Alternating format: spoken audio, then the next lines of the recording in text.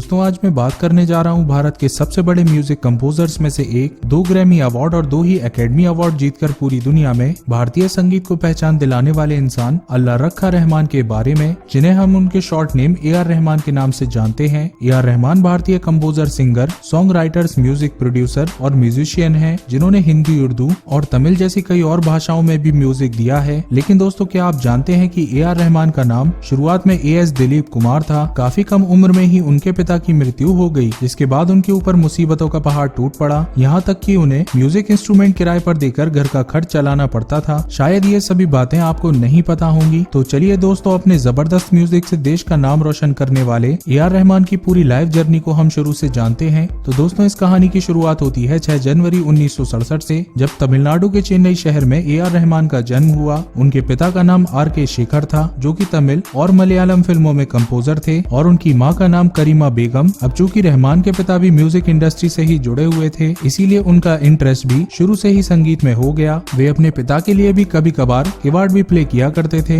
लेकिन उनके जीवन में एक बहुत ही दुखद पल तब आया जब 9 साल की उम्र में उन्होंने अपने पिता को खो दिया, और पिता की मृत्यु के बाद उन्हें काफी गरीबी का सामना करना पड़ा। यहाँ तक कि घर का खर्च चलाने के लिए उन्होंने अपने पिता के म्यूजिक इंस्ट्रूमेंट को किराए पर देना शुरू कर दिया। साथ ही कुछ बैंड में उन्होंने काम करके थोड़े बहुत पैसे कमाए, और फिर आगे चलकर कुछ लोगों के साथ मिलकर रहमान ने नेमेसिस एवेन्यू नाम का अपना खुद का एक रॉक बैंड बनाया। रहमान बचपन से ही काफी टैलेंटेड थे। उनको कीबोर्ड, पियानो, हारमोनियम और गिटार जैसे म्यूजिक इंस्ट्रूमेंट बजाने में महारत हासिल थी, और उनको सबसे ज्यादा इंटरेस्ट सिंथेसाइजर में था, क्योंकि यह संगीत और टेक्नोलॉजी का सबसे अच्छा कॉम्बिनेशन था। रहमान ने अपनी म्यूजिकल ट्रेनिंग मास्टर धनराज से ली, और जब वो सिर्फ 11 साल के थे तो उन्होंने मलयालम फिल्मों में कंपोजर के तौर पर काम करना भी स्टार्ट कर दिया। साथ ही वे अपने पिता के काफी नजदीकी दोस्त MK अर्जुनानन के ऑर्केस्ट्रा में भी काम करते थे, और फिर बहुत ही जल्द MS विश्वनाथन, रमेश नायडू और राजकोटी जैसे कई फेमस म्यूजिक कंपोजर्स के साथ भी उन्होंने काम करना शुरू कर दिया। उनके टैलेंट को देखते हुए ट्रिनिटी कॉलेज लंदन से उन्हें म्यूजिक की पढ़ाई के लिए स्कॉलरशिप मिली,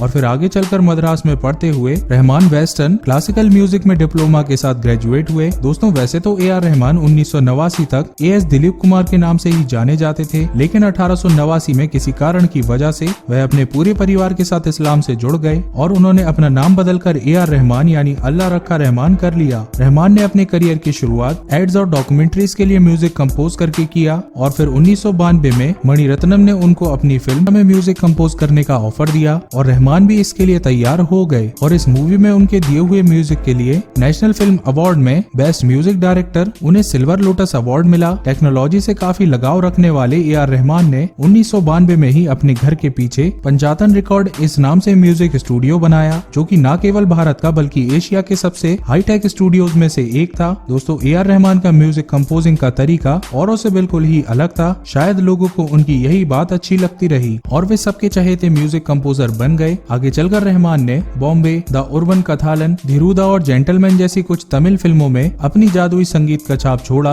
और फिर 1995 में आई इंदिरा, मिस्टर रोमियो और लव बर्ड जैसी फिल्मों ने उनकी लोकप्रियता में 4 चांद लगा दिए। साथ ही इसी साल वे शायरा बानो के साथ शादी के बंधन में बंध गए। AR रहमान का बॉलीवुड डेब्यू 1995 में रंगीला मूवी से हुआ, और फिर आगे उन्होंने दिल से, लगान, फिजा और दाऊद जैसी कई और फिल्मों में म्यूजिक दिया। लेकिन 2008 में आई स्लम डॉग मिलियनेयर मूवी ने उनकी जिंदगी बदल दी। इस मूवी में उन्होंने अपने शानदार म्यूजिक के लिए 1 गोल्डन ग्लोब अवार्ड और 2 अकेडमिक अवार्ड जीते, और यह कारनामा करने वाले वे पहले एशियाई बने। और फिर अगले ही साल कपल रेटेड नाम की एक हॉलीवुड मूवी में भी उन्होंने म्यूजिक दिया। उन्होंने अपनी पहली हॉलीवुड मूवी में ही BMI London award for best score जीता, और फिर आगे भी उन्होंने स्वदेश, रंग दे बसंती, जोधा अकबर, जाने तू या जाने ना, एक दीवाना था, जब तक है जान और रॉकस्टार जैसी मूवी के लिए म्यूजिक कंपोज करके लोगों में अपनी अलग पहचान बना ली। और दोस्तों, इसके अलावा भी AR रहमान साउथ इंडियन की बहुत सारी फिल्मों में अपना म्यूजिक देते रहे हैं। अपना ज्यादातर समय म्यूजिक को देने वाले AR रहमान ने मानवता के हित के लिए भी काफी सारे काम किए। उन्होंने स्टॉप टीवी पार्टनरशिप और सेव द चिल्ड्रन जैसे ऑर्गेनाइजेशन के साथ काम किया है। साथ ही वे अपने जादुई संगीत की वजह से बहुत सारे अवार्ड जीत चुके हैं। इसके अलावा म्यूजिक के क्षेत्र में किए गए शानदार काम के लिए भारत सरकार ने पद्मश्री के सम्मान से भी सम्मानित किया है। दोस्तों, अगर आसान शब्दों में कहा जाए तो AR रहमान भारत के सबसे बड़े म्यूजिक कंपोजर तो हैं ही, साथ ही उन्होंने देश को इंटरनेशनल लेवल पर रिप्रेजेंट करके देश का गौरव बढ़ाया है। दोस्तों, उम्मीद है कि आपको ये वीडियो पसंद आई होगी, तो प्लीज इसे लाइक करें और अपने फ्रेंड्स के साथ शेयर करें।